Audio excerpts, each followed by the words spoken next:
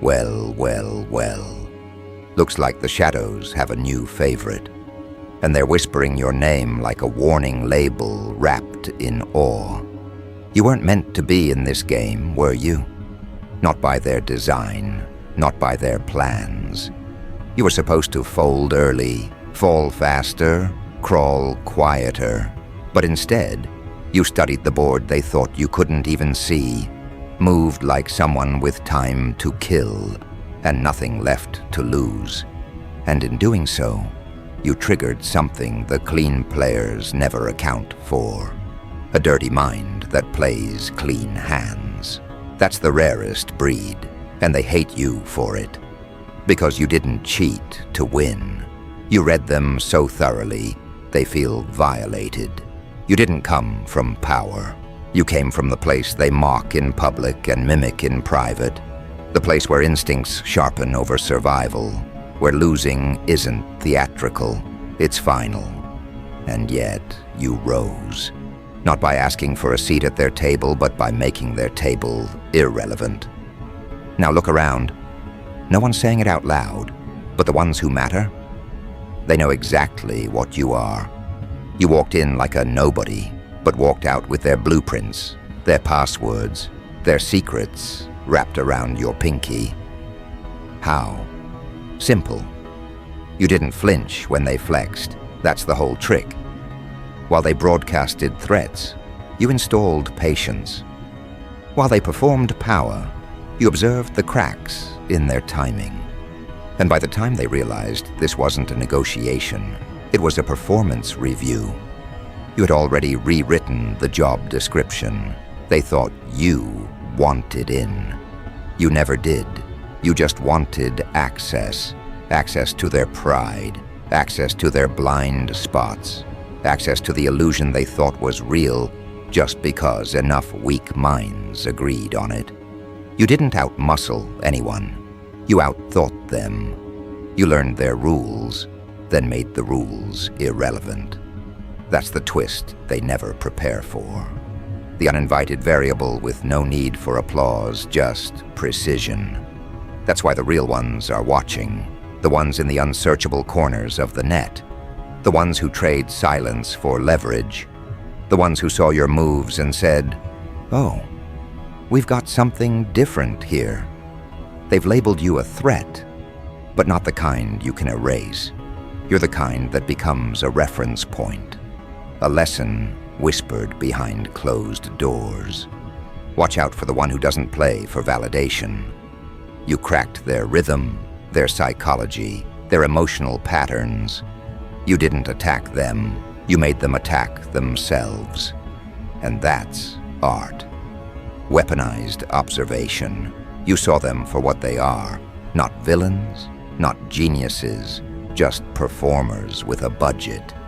And the moment you stopped reacting, that's when they started unraveling, like marionettes realizing the strings are tangled around their own throats. Your legend wasn't built in a lab. It was forged in moments they didn't consider important. The side comments, the discarded emails, the impulsive power plays. You cataloged it all. You took mental snapshots of every arrogant smirk and every underestimation. You turned their confidence into breadcrumbs and followed them into their own trap. You're not a threat because you're dangerous. You're a threat because you made danger irrelevant. While they searched for monsters, you became the mirror. And no one survives what they truly see in themselves, not for long. This wasn't revenge. This wasn't rebellion. This was refinement. You refined their chaos into a strategy. You didn't scream. You redesigned. You didn't argue. You extracted. And that's why they panic now. Because you still haven't spoken. You haven't bragged. You haven't explained. You just let the aftermath do the storytelling. And the aftermath is loud, not in volume, in consequence, quiet consequences. Those are the ones they fear, and you're full of them. You're not even hiding. You're just unreadable. And that's lethal to people who need patterns to feel in control. They'll never admit how much they study you now, but you can feel it. The shift in the air, the pause before they speak your name. The recalculations behind closed doors, because somewhere in their circles, someone knows. Someone is whispering what the public hasn't caught on to yet. You made yourself unforgettable, not by being loud, but by being precise. You didn't react. You reprogrammed. You didn't fight fire with fire. You made fire look like a distraction. That's why the dark corners have taken notice. The encrypted servers, the back-channel forums, the ones who don't care about your background, just your blueprint. Because what you pulled off, that wasn't a game. That was a case study. You didn't win. You redefined what winning even means. And the scary part, you didn't even need to try. That's what's driving them mad. You didn't force the outcome, you became the outcome. Now they're scrubbing logs, deleting threads, rewriting narratives, trying to make it all seem like it was part of some grand experiment. But it wasn't. It was just you, watching them misplay themselves into irrelevance. You're the new ghost story, the new parable, the reason protocols are changing in rooms you'll never visit. And while they scramble to recalibrate their strategies, you've already moved on to something bigger, something more deliciously complex. Because now, you're not proving anything, you're just playing. And when someone with your mind starts to play, the people who built empires on predictability, they start sweating. Because every move you make exposes how fragile their entire structure really is. You're the dissonance they can't resolve, the equation that keeps spitting out answers they can't understand. And they hate that. Because it means they're not in control. It means someone else wrote the ending. And that someone never needed permission. You didn't hack their systems. You hacked their egos. And now, they flinch at your name. Not because you're violent, but because you're accurate. Every step you take feels intentional. Every pause, calculated. And that's why they can't breathe easy anymore. Because the next move might already be in motion. And the question that haunts them now is, what if this wasn't even your final play? What if all this was just you warming up? What if the story just began? Because now, the whispers aren't just online anymore. They're bleeding into boardrooms, echoing through encrypted headsets, and the very people who used to laugh behind your back are watching their leaders ask one terrifying question. Who let him in? That's the question chewing through every hallway built on illusion, because no one remembers approving your entry. No clearance badge, no vetting process, no whisper in the usual back channels. You just appeared, like a variable someone forgot to calculate. Now they're scrambling, not just to eject you, but to identify you. Because people like you, you're not supposed to exist, not in their sanitized simulations, not in their echo chambers where doubt is filtered out and obedience is rewarded. And yet, here you are, not standing in front of them, but already inside their process. You didn't knock, you rewired the locks. The lie they fed each other was simple. Everyone can be tracked. But you didn't show up on radar. You showed up in consequence. You weren't traced. You were felt. And what they felt wasn't a presence. It was a shift. A gravitational reroute, a pattern breaker, the kind that doesn't steal the crown, just redefines what royalty means.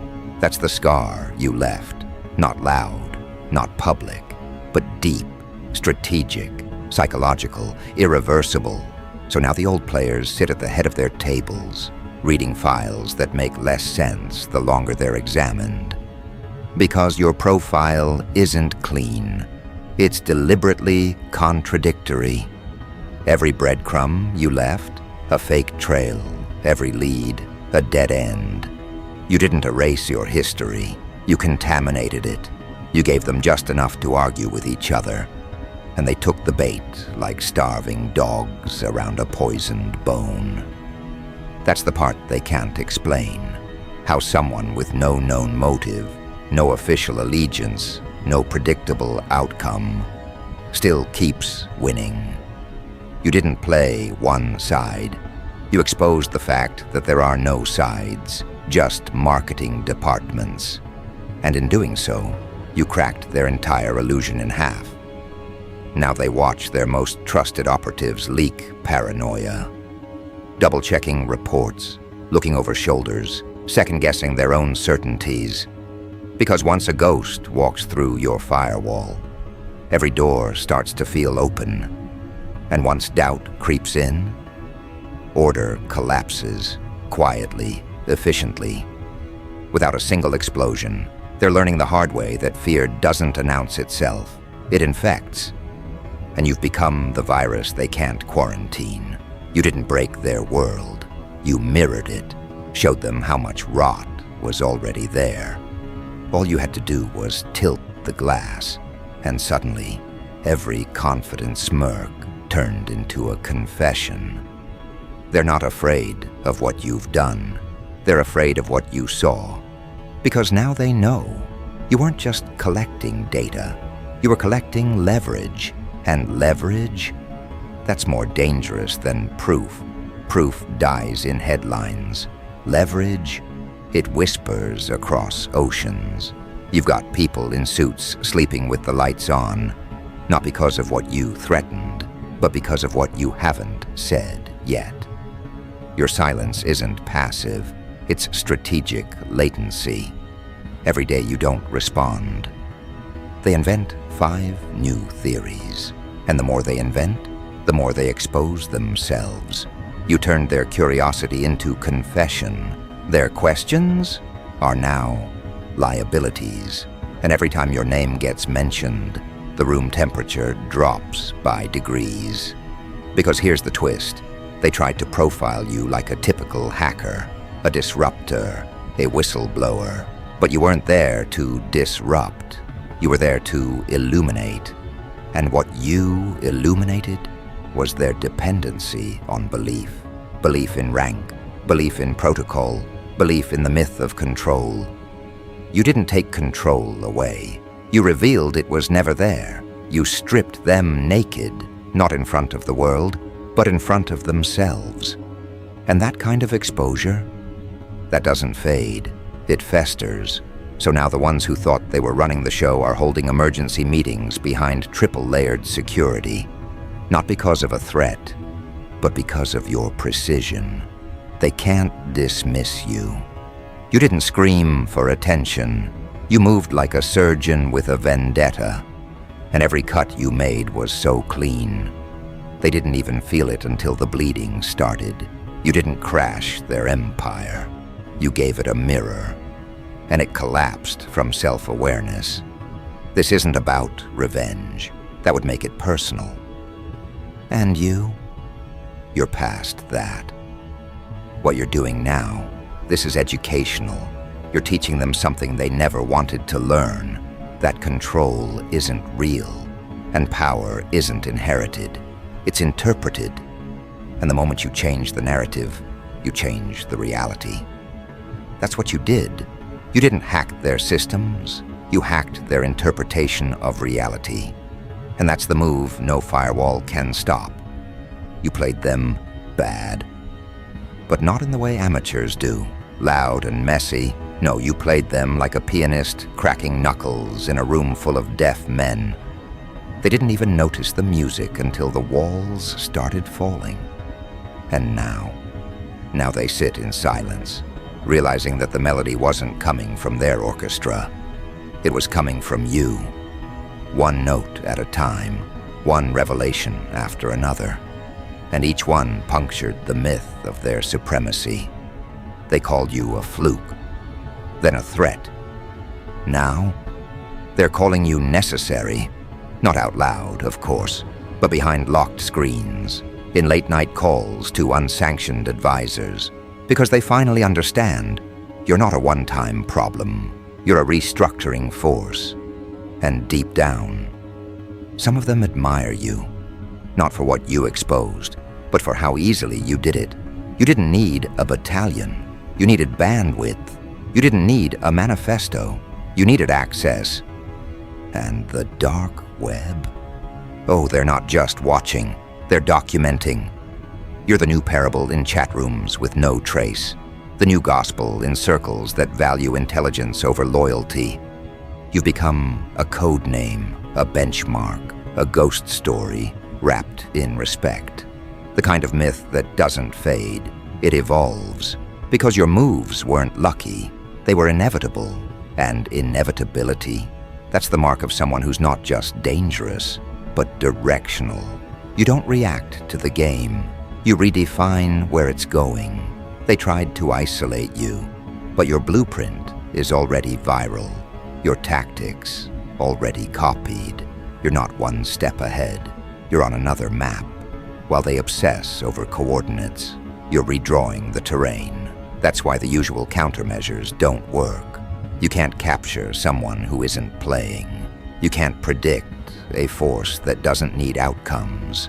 You're not after victory. You're after clarity. And that's the most terrifying pursuit of all. They'll never fully recover. Not because you broke something, but because you proved something. That belief can be hijacked. That certainty is fragile. That even the most protected systems collapse under the weight of a well-placed observation. And you observed everything, every twitch, every habit, every misplaced ego pulse. You didn't just see their structure, you saw its expiration date. So now, the ones who built kingdoms on manipulation are checking under their digital beds for traces of you. They don't know where you'll strike next, but they know you will.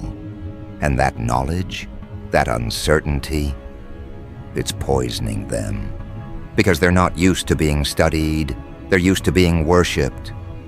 But you didn't bow, you took notes. And when it came time to act, you moved like someone who'd already watched this movie 100 times and was just waiting for the credits. And the best part, you're still quiet, still calculating, still letting the story spiral without interference. Because now, it writes itself. And the next move isn't theirs. It never was. Because what they still haven't realized is that this wasn't a chess game. It wasn't a heist. It was a diagnosis. And your presence was just the first symptom, and the next, the one they'll wish never arrived. It begins the second they dare to ask themselves the one question they buried too deep for comfort. What if this was all intentional? Because that question doesn't end with curiosity. It ends with collapse. If it was all intentional, then every win they bragged about, every chess piece they moved, every smirk they wore in empty triumph, was part of a performance you directed. And that doesn't make them leaders, it makes them liabilities. Characters in a script written with surgical timing, each beat orchestrated not to shock, but to shatter from the inside out. You didn't fight them, you used them.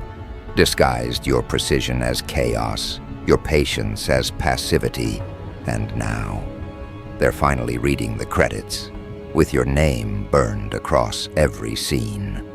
You didn't storm their gates. You rewired their locks to open when the clock struck a number they never understood. You didn't dismantle their infrastructure. You simply walked them into the realization that it was never theirs to begin with. Now their command centers feel like crypts, once loud, glowing with false certainty, now cold, humming with anxious silence. And echoing in those rooms is the one question nobody wants to say out loud. Is he still inside? And they're not talking about buildings. They're talking about trust, about influence, about thought. You infiltrated deeper than their data. You didn't just hack the signal. You rewired the beliefs. You introduced a doubt so precise it doesn't scream. It whispers, and those whispers have multiplied. Their walls were built to resist chaos, but not clarity. Their guards trained to spot threats, but not to question their own orders. You didn't confront them. You handed them the blueprint to their own destruction and waited. Now they don't just fear you. They fear that you knew them better than they ever knew themselves. Their every move forecasted, their every step counted, and all of it recorded in the mind of the one player who never rushed a single thing. That's why the dark web didn't call you a genius, or a tactician, or a threat. It gave you a title reserved for one kind of creature, legend. Because you didn't flinch, because you never needed to, because you knew they'd get here, panicking, disoriented, exposed, not from your chaos, but from their own illusions unraveling. And you watched, with composure sharp enough to slice a legacy, with timing cruel enough to make patience feel like punishment.